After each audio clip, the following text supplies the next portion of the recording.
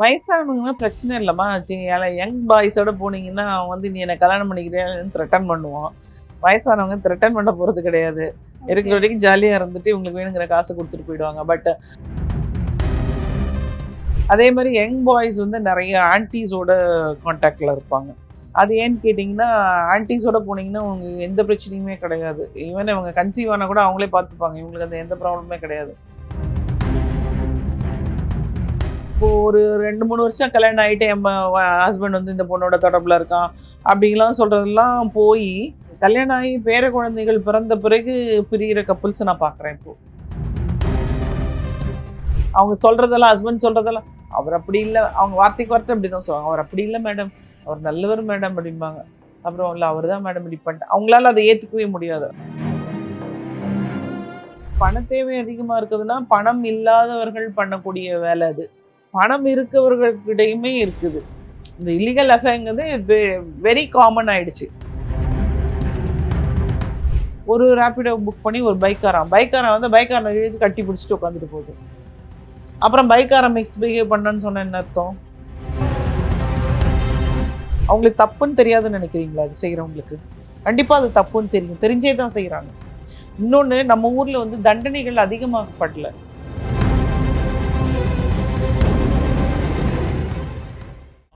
மசாலா எந்த சமையலும் ருசி தேடும் ரகசியம் 20 ரூபாய்.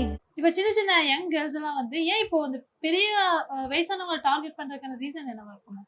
வயசானவங்கன்னா பிரச்சனை இல்லைம்மா. யங் பாய்ஸோட போனீங்கன்னா, அவன் வந்து நீ என்ன கல்யாணம் பண்ணிக்கிறியான்னு த்ரெட்டன் பண்ணுவான்.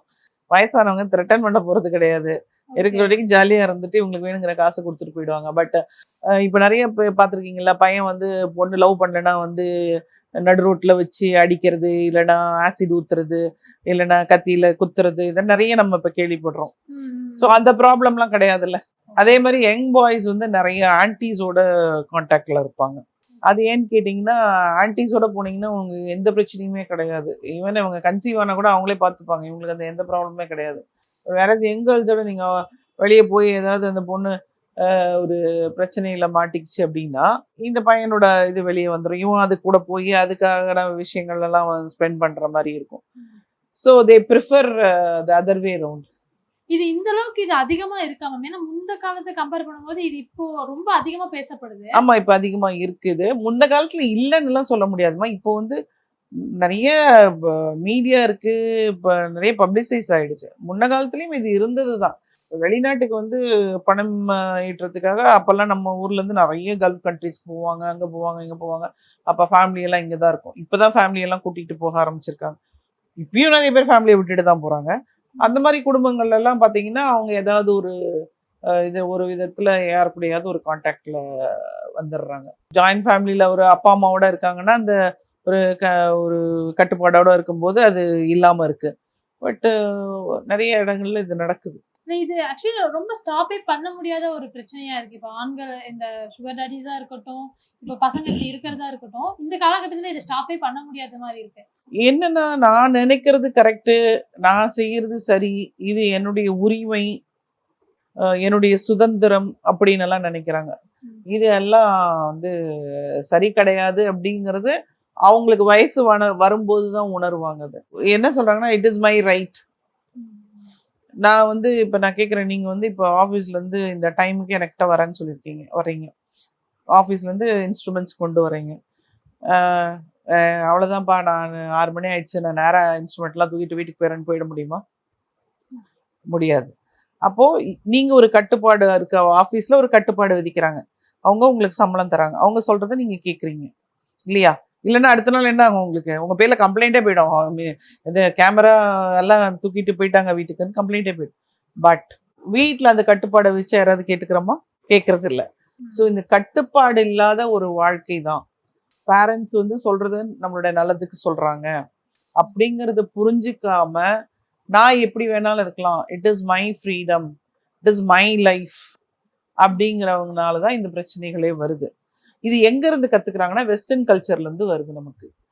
இப்போ வெஸ்டர்ன் கல்ச்சர் என்ன பண்ணிடுச்சுன்னா, நம்ம கல்ச்சரை அடாப்ட் பண்ணி, என் ஃப்ரெண்ட்ஸ் எல்லாம் வந்து, நான் வந்து இந்துஸ்தான் காலேஜ்ல வந்து நான் படிக்கிறேன். நான் 150 ஸ்டூடெண்ட்ஸ் எங்க செட்ல இருந்து வெளியே போறோம். 100 பேர் அப்ராட்ல தான் இருக்காங்க.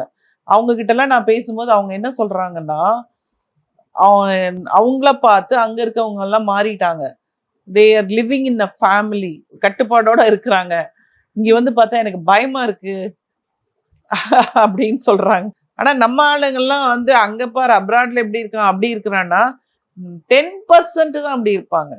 நம்ம என்னன்னா 90% அப்படி ஆகிறதுக்காக முயற்சி எடுக்கிற மாதிரி இருக்கு நம்ம குழந்தைங்கெல்லாம். So it has to be culture has to be that. அது அந்த மாரல் சயின்ஸுங்கிற ஒரு கிளாஸ் வந்து இல்ல, ஒரு பயம் இல்ல.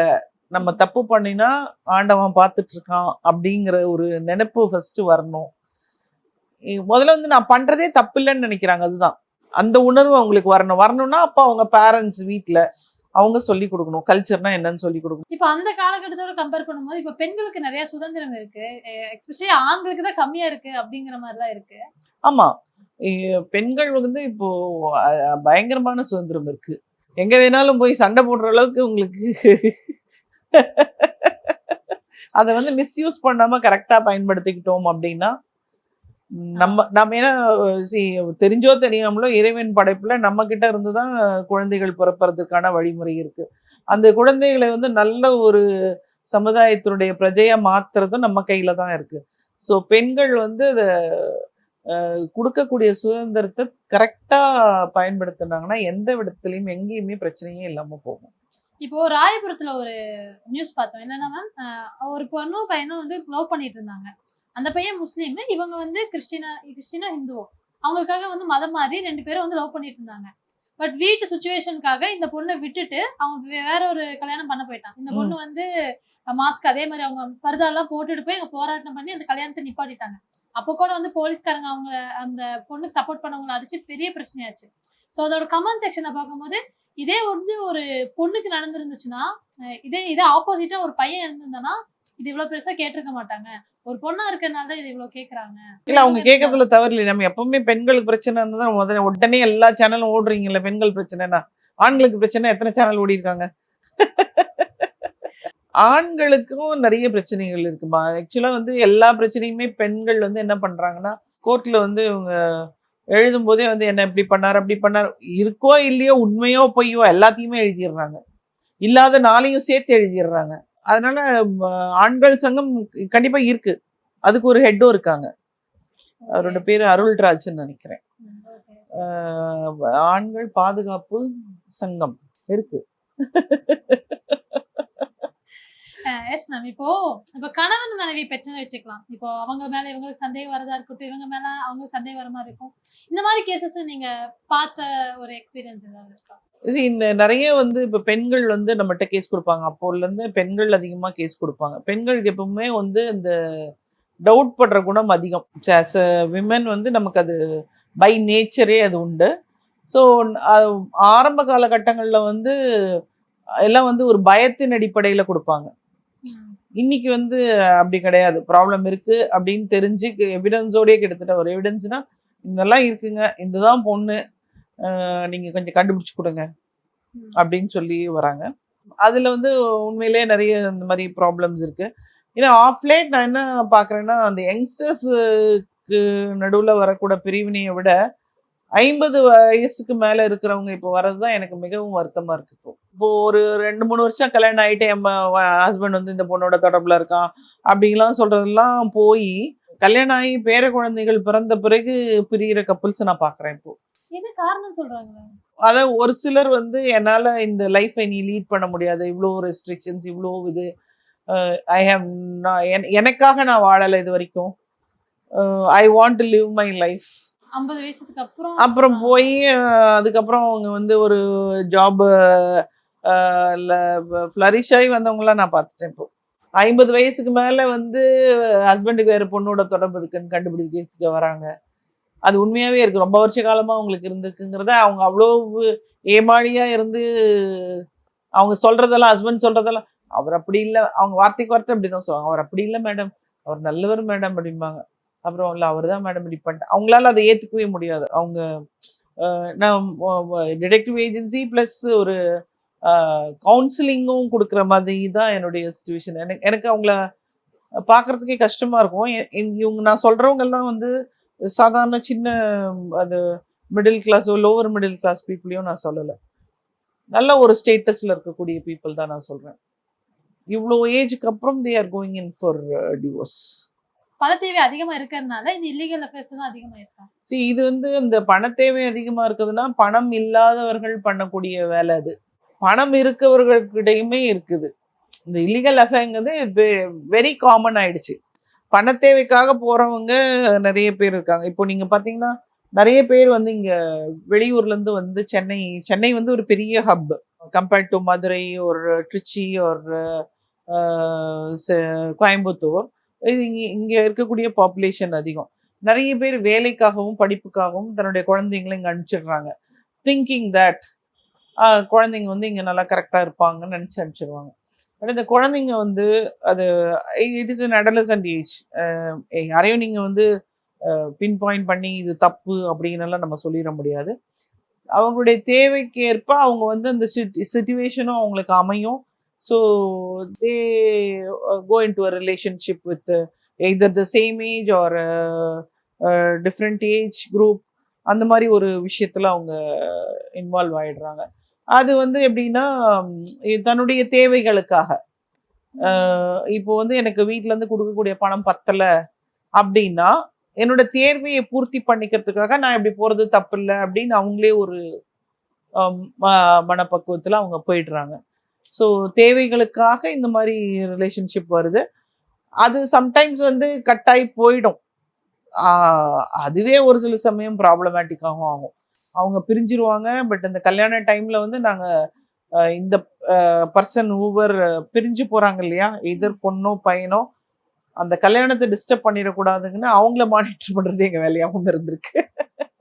பிளாக்மெயில்ல பண்ணுவாங்களா மேம்? பிளாக்மெயில்ஸும் உங்ககிட்ட நடக்கும், நிறைய நடக்கும். அப்படியே அதுல அப்படியே போய் அவங்களே பிரிஞ்சிருவாங்க. அவங்களே பேசி பேசி அவங்களே பிரிஞ்சிருவாங்க. நல்ல வெல் செட்டில்டு இருக்கவங்களும் இந்த மாதிரி அஃபேர்ல இருக்காங்கங்க. ஆமா, பண தேவையை தாண்டி அதுக்காகவும் இருக்காங்கன்னு சொல்றீங்க. அந்த மாதிரி கேசஸ்லாம் இது வந்து என்ன சொல்றது, ஒரு பயாலஜிக்கல் நீட் மாதிரி அவங்களுக்கு.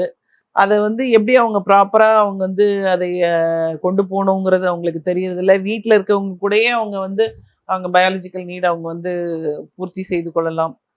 கல்யாணம் ஆனவங்களா இருந்தா. கல்யாணம் ஆகாத பசங்க வெளியில அதை வந்து பண்றதுக்கு இப்போ வெளியில ஓயோ அந்த மாதிரி இடங்களுக்கு போக தான் செய்யறாங்க. நானே நிறைய பார்த்துருக்கேன். ஸோ இன்னைக்கு வந்து அதை வந்து நீங்க தவறு அப்படின்னு சொல்ற மாதிரி எல்லாம் இல்லை. இன்னைக்கு வந்து அதை ஒரு வழிமுறைப்படுத்தி வந்த மாதிரி இருக்கு இப்போ பார்க்கறதுக்கு. பட் இதுவும் வந்து நீங்க இப்பதான் அப்படிங்கிறது கிடையாது. ஐ அண்டர்லைன் இட் வெரி கிளியர்லி. ரொம்ப பழைய காலத்துல இருந்தே இந்த இல்லீகல் ரிலேஷன்ஷிப்புங்கிற ஒரு விஷயம் இருந்துட்டு இருந்தது. இலைமறைவு காய்மறைவாக அங்கொன்னும் இங்கொன்னுமாக இருந்தது. இன்னைக்கு வந்து நிறைய இருக்கு. இப்போ இந்த பெரியவங்க, அதாவது 30-40 வயசுல வந்து ஒரு குழந்தை, சின்ன குழந்தைய ரேப் பண்ணிட்டாங்கிற நியூஸ் பாக்குறோம். இப்போ அவங்க வயசுல இருக்கவங்களுக்கு நிறைய வே இருக்குல்ல. இப்போ அவங்களோட பிசிக்கல் நீடுக்கு நிறைய வே இருக்கு. அவங்க ஏன் அப்படி ஒரு டிசிஷன் எடுக்கிறாங்கன்னு நினைக்கிறீங்க, குழந்தைங்களை இது பண்ணணும்? அவங்க again I tell you the mobile. அதுக்கப்புறம் வந்து அவங்களுக்கு வந்து அந்த செக்ஷுவல் நீட் அதிகமான தேவை அவங்களுக்கு இருக்கும். அவங்க அதுல ஒரு வெறித்தனமா இருக்கிறவங்களா இருப்பாங்க. they really need to go to a doctor. அவங்க அதுக்கான மெடிசின்ஸ் எடுத்துக்கணும். அவங்களோட இதை அவங்க மறுசீல யார்கிட்ட கன்சல்ட் பண்ணி ஆகணும். அவங்க எனக்கு பார்த்தா இப்படி இருக்கு, அவங்களுக்கு தப்புன்னு தெரியாதுன்னு நினைக்கிறீங்களா? அது செய்யறவங்களுக்கு கண்டிப்பா அது தப்புன்னு தெரியும், தெரிஞ்சே தான் செய்யறாங்க. இன்னொன்னு, நம்ம ஊர்ல வந்து தண்டனைகள் அதிகமாகப்படல. நீங்க வந்து இப்ப இதே வந்து நீங்க சவுதியில பண்ணீங்கன்னா அந்த இடத்துல அடிச்சு கொண்டுடுவாங்க. இந்த தப்ப பண்ணா தண்டனை வந்து தீவிரமா இருக்குங்கிறது தெரியணும். இங்க வந்து எப்படினாலும் வெளியே வந்துடலாங்கிற எய்ம்ல தான் பண்றாங்க. தப்பு பண்ணா உனக்கு வந்து பிரச்சனை. அன்னைக்கு நான் ஏதோ சேனல்ல பார்த்தேன், ஒரு பையனுக்கு வந்து தண்டனை கொடுக்க போறாங்க அப்படின்னு சொன்னது அவங்க அம்மா அடிச்சுட்டு போய் அழுகும். அந்த அம்மா இன்ஃபேக்ட் வந்து ஐயோ நான் வெக்கப்படுறேன், இந்த மாதிரி ஒரு பையனை பெற்றதுக்கு அந்த அம்மா இருக்கணும். ஆனா அந்த அம்மா ஓடி போய் அந்த பையனுக்காக அழுதுட்டே உள்ள ஓடுறாங்க. சரி, என் பையன் என்ன தப்பு பண்ணாலும் பரவாயில்ல, அப்படிதான் அந்த ஆட்டிடியூட் இருக்கக்கூடாது.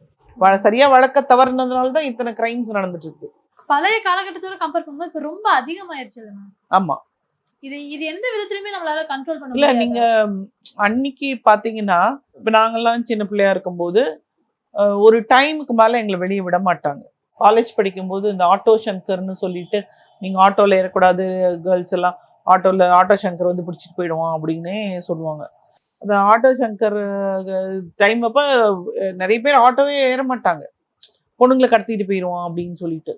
ஸோ அந்த ஒரு பயத்துல வந்து பேரண்ட்ஸ் வந்து குழந்தைங்கள மானிட்டர் பண்றதா இருக்கட்டும், எங்களுக்கு வெளியில போகும்போது சொல்லுவாங்க, நீங்க இவ்வளவு நேரத்துக்குள்ள வீட்டுக்கு வந்துடணும், ஆட்டோல ஏறக்கூடாது, பஸ்ல தான் வரணும், யாராவது வண்டியில கொண்டு வந்து விடுறேன்னு சொன்னா வரக்கூடாது, இவ்வளவு விஷயங்களையும் வந்து பேரண்ட்ஸ் வந்து சொல்லி அனுப்புவாங்க.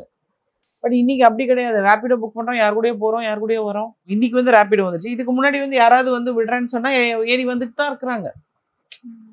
இது வந்து அப்போல்லாம் சொல்லுவாங்க, ஏன் ஆம்பளை பின்னாடி பொம்பளை உட்காந்து போக கூடாது, போனா தப்பு அப்படின்னுவாங்க. அன்னைக்கு அதை ஓகேன்னு சொல்லி கேட்டுட்டு இருந்தாங்க. அன்னைக்கு அஃபென்ஸ் வந்து கம்மி, இன்னைக்கு போறாங்க அஃபென்ஸ் அதிகம். நான் ஒரு விஷயம் நான் பீச்சுக்கு போகும்போது பார்த்துருந்தேன்.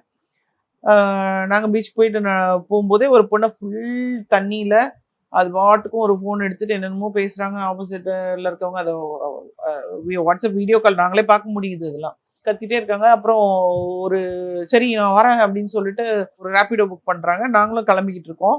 அண்ட் ஐ வெயிட்டட் பிகாஸ் நான் இந்த ப்ரொஃபஷன்ல வேற இருக்கிறது ஒரு காரணம். என்னதான் பண்ணுது அந்த பொண்ணு அப்படின்னு பார்க்கலான்னு பார்த்தா, நீ வந்து தன் நிலையிலேயே இல்லை, you can take a cab and go. ஒரு ரேபிடோ புக் பண்ணி ஒரு பைக்காரன் வந்து பைக்காரனை இழுத்து கட்டி பிடிச்சிட்டு உட்காந்துட்டு போகுது. அப்புறம் பைக்காரன் மிஸ்பிஹேவ் பண்ணன்னு சொன்ன என்ன அர்த்தம்?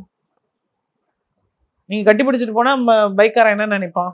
லாட்ஸ் ஆஃப் சேஞ்சஸ் நாங்க அப்ப இருந்ததுக்கும் இப்போக்கும். இன்னொன்று வந்து பார்த்தீங்கன்னா, எல்லாரையும் வந்து ப்ரொடெக்ட் பண்ணுங்க, you are not protecting, CM is not protecting அப்படிங்கிறாங்கல்ல.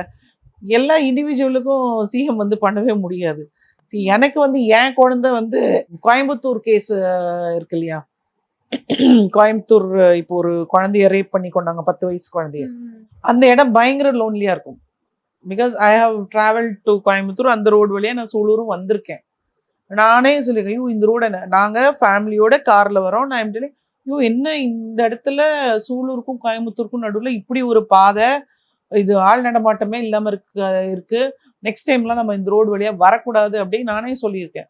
அந்த ரோட்ல தான் இந்த குழந்தைக்கு இந்த விஷயம் நடந்திருக்கு. அதுக்கப்புறமா இன்னொரு அம்மா வீடியோ போடுறாங்க, அவங்க அம்மாவே தண்ணி அடிச்சுட்டு படுத்துருந்தது, இந்த குழந்தை வெளியில வந்தது கூட அந்த அம்மாவுக்கு தெரியல, அந்த குழந்தைய கூட்டிட்டு போனது கூட தெரியலன்னு சொல்றாங்க. இன்வெஸ்டிகேஷன்ல இருக்கு, நமக்கு அது எந்த விதத்துல கரெக்ட் தப்புங்கிறதுலாம் நமக்கு தெரியாது. பட் அந்த ஒரு தனி பாதையில நாங்க ஒரு ஃபேமிலியா வரும்போதே நான் வந்து என்ன இப்படி லோன்லியா இருக்குன்னு நான் சொல்றேன். அப்ப அந்த குழந்தைய அந்த இடத்துக்கு வந்து ஒருத்தன் கூட்டிட்டு வரான்னா அவங்க அம்மா என்ன பண்ணிட்டு இருந்தாங்க அந்த நேரம்? இந்த கேள்வி எழுது இல்லையா? நம்ம தான் கொஞ்சம் நம்ம சேஃப்டியா இருந்துக்கணும். இப்போ நிறைய கேசஸ் நீங்க பாக்குறீங்களா மேம்? அதனால நிறைய அஃபெண்ட் ஆக சான்சஸ் இருக்கு. அதுல இருந்து நீங்க வெளியே வரைக்கும் என்னென்ன மாதிரி? இப்போ நீங்க பாத்தீங்கன்னா ஒரு சிலரோட இதெல்லாம் கேட்கும்போது நமக்கே கொஞ்சம் சோகமாயிடும், கஷ்டமாயிடும். அப்புறம் ஒரு சில இதில் நம்ம லைஃபோட கூட நம்ம ரிலேட் பண்ணி பார்ப்போம். ஸோ இது வந்து எனக்கு பெரிய ட்ராபேக் இல்லை. ஏன்னு கேட்டால் இதை நான் உடனே எங்கள் ஹஸ்பண்டோட உட்காந்து டிஸ்கஸ் பண்ணிடுவேன். என்னோட co partner is my husband. So it is easy for me. ஆனால் ஆரம்ப காலத்தில் வந்து மற்றவங்களுடைய பிரச்சனையை என் பிரச்சனையை நினச்சி நான் தூங்காமலாம் இருந்திருக்கேன். அதுக்கப்புறம் வந்து ஐ டிசைடட் அந்த மாதிரி இருந்தேன்னா என்னால் வந்து அந்த கேஸ் சால்வ் பண்ணுறது கொஞ்சம் டஃப் ஆகிடுனா நானே ரொம்ப ஐயோ அவங்களுக்கு பர்சனல் ரொம்ப கனெக்ட் ஆகிடுவேன் நான். So I should come out of it அப்படிங்கிறது நானே எனக்கு செல்ஃபாக சொல்லிக்க ஆரம்பித்தேன்.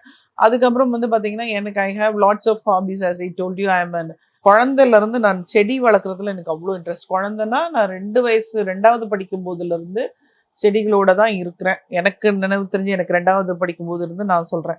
பட் ஆனால் நான் வந்து சின்ன பிள்ளையா இருக்கும்போது எப்போவுமே தோட்டத்தில் தான் இருப்பேன்னா எங்கள் அம்மா சொல்லுவாங்க.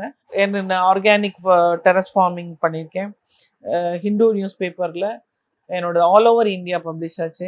நான் சென்னையில் கிரேப்ஸ் மொட்டை மாடியில் வளர்த்தது நான் தான் ஃபஸ்ட்டு. அதுக்கப்புறம் வந்து பார்த்தீங்கன்னா நான் ஆர்கானிக் ஃபார்மிங்கும் பண்ணிகிட்ருக்கேன். அதில் அவார்ட்ஸ் வாங்கியிருக்கேன் நான். எனக்கு என்னோட அவுட்லெட் அப்படின்னு நீங்கள் பார்த்தீங்கன்னா I love gardening, love pets, ஆடு மாடு கோழி எல்லாமே எங்கள் ஃபார்மில் வச்சுருக்கேன். So it's reachable for me. நான் போயிட்டு ஒரு மணி நேரம் அங்கே உட்காந்துருந்துட்டு I can come back home. ஸோ அந்த அளவுக்கு டிஸ்டன்ஸில் நான் ஒரு ஃபார்ம் வச்சுருக்கேன். அது என்னோட ரிட்டையர்மெண்ட் லைஃப்பில் I will be doing farming அப்படிங்கிறது என்னுடைய ஒரு இது. So I keep learning things. அது வந்து நீங்கள் டோட்டலாகவே மறந்துடுவீங்க.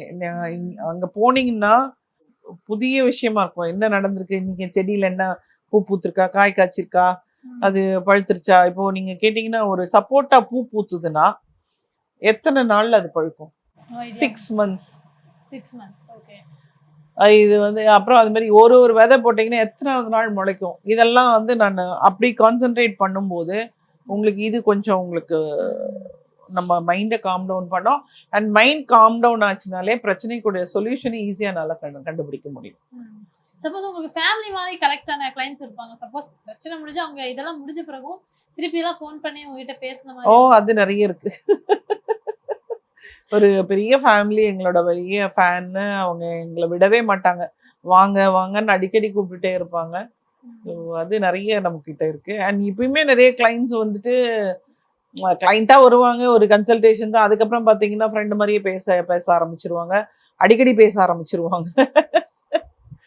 சம்டைம்ஸ் அது கொஞ்சம் பிரச்சனையாகவுமே இருக்கும் எனக்கு. ஏன்னா because I cannot keep on giving them advices. அவங்க என்ன நினச்சிக்கிறாங்க, அந்த ஒரு டைம் அவங்க கிளைண்ட்டாக வந்ததுக்காக நான் பல வருடங்கள் அவங்களுக்கு வந்து நான் அட்வைஸ் கொடுக்கணும்னு நினைக்கிறாங்க. That cannot go on. அது மாதிரி சுச்சுவேஷன் என்ன பண்ணுவீங்க? சொல்லிடுவீங்களா டைரக்டா? என்ன பண்ண முடியும், நான் பேசிட்டு தான் இருக்கேன். பட் அதை இன்னைக்கு உங்க மூலமா சொல்லிட்டேன். பார்க்குறவங்க. ஓகே. ஏன்னா என்ன ஆயிடுதுன்னா, இப்போ நீங்க கொஞ்சம் ரொம்ப அட்டாச்ட் ஆயிட்டீங்கன்னா, ஒரு ஃபேமிலியில் இப்போ பிரச்சனை வந்ததுன்னா நம்ம பேசிட்டே இருக்க மாதிரி உங்க ரெகுலரா பேச ஆரம்பிக்கிறாங்க. So I to have my limits and you know my time. I want my time இல்லையா? அது வந்து எனக்கு கிடைக்கிறது. நைட்டு 10 மணிக்கு டெக்ஸ்ட் பண்ணுவாங்க, அப்போ நான் பாசிஃபை பண்ண வேண்டியிருக்கும் உங்களை. அந்த மாதிரி எல்லாம் இருக்கு. அது வந்து எனக்கு அது அது அது கொஞ்சம் கஷ்டமா தான் இருக்கு. நிறைய கருத்துக்களை எங்க கூட நீங்க ஷேர் பண்ணிருக்கீங்க. நன்றி. நன்றி.